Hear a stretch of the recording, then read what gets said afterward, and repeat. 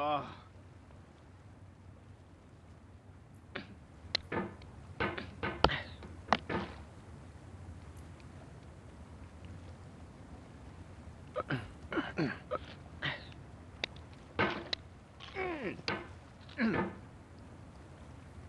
There's no feeling more intense than starting over.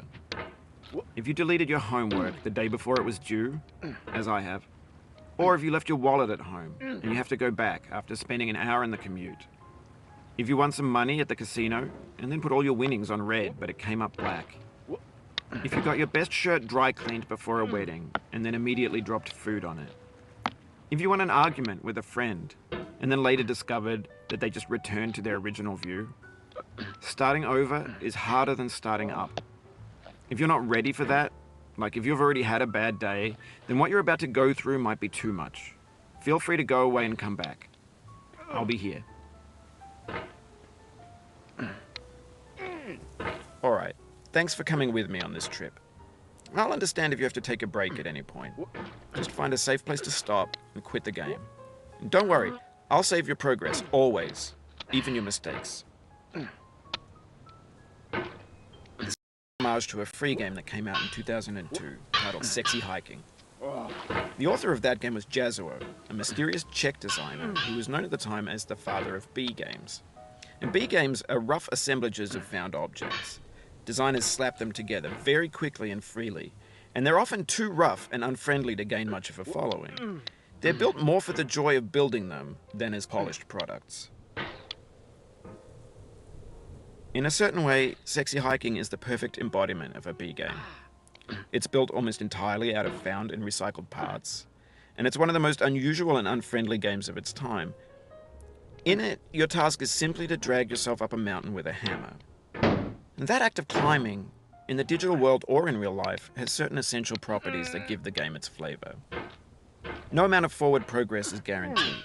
Some cliffs are too sheer or too slippery. And the player is constantly, unremittingly in danger of falling and losing everything. Anyway, when you start Sexy Hiking, you're standing next to this dead tree that blocks the way to the entire rest of the game. It might take you an hour to get over that tree, and a lot of people never got past it. You prod and you poke at it, exploring the limits of your reach and your strength, trying to find a way up and over. And there's a sense of truth in that lack of compromise. Most obstacles in video game worlds are fake. You can be completely confident in your ability to get through them once you have the correct method or the correct equipment or just by spending enough time. In that sense, every pixelated obstacle in Sexy Hiking is real. The obstacles in Sexy Hiking are unyielding, and that makes the game uniquely frustrating. But I'm not sure Jazzuo intended to make a frustrating game. The frustration is just essential to the act of climbing, and it's authentic to the process of building a game about climbing. A funny thing happened to me as I was building this mountain. I'd have an idea for a new obstacle, and I'd build it, test it, and it would usually turn out to be unreasonably hard. But I couldn't bring myself to make it easier. It already felt like my inability to get past the new obstacle was my fault, as a player rather than as a builder. Imaginary mountains build themselves from our efforts to climb them, and it's our repeated attempts to reach the summit that turns those mountains into something real. When you're building a video game world, you're building with ideas, and that can be like working with quickset cement. You mold your ideas into a certain shape that can be played with, and in the process of playing with them, they begin to harden and set until they're immutable, like rock.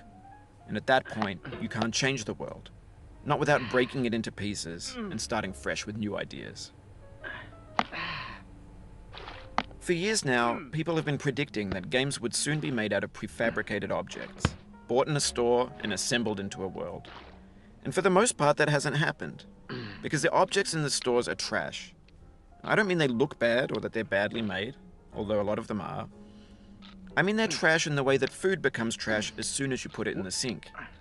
Things are made to be consumed and used in a certain context, and once the moment is gone, they transform into garbage.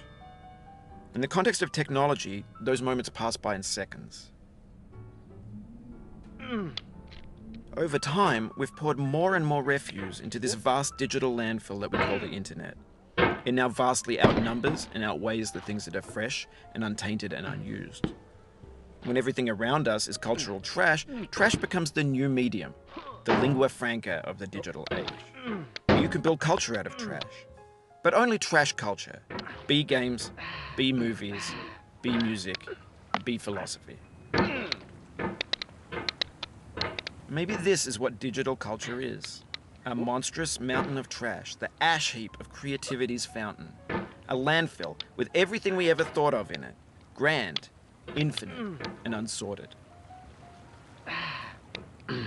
There's 3D models of breakfast, Gen X's fanfic novels, Scan magazines, green screen Shia LaBeouf, banned snuff scenes on LiveLeak. Facebook's got lifelike bots with unbranded adverts and candid shots of Kanye and Taylor Swift mashups, car crash epic failed GIFs, Russian dash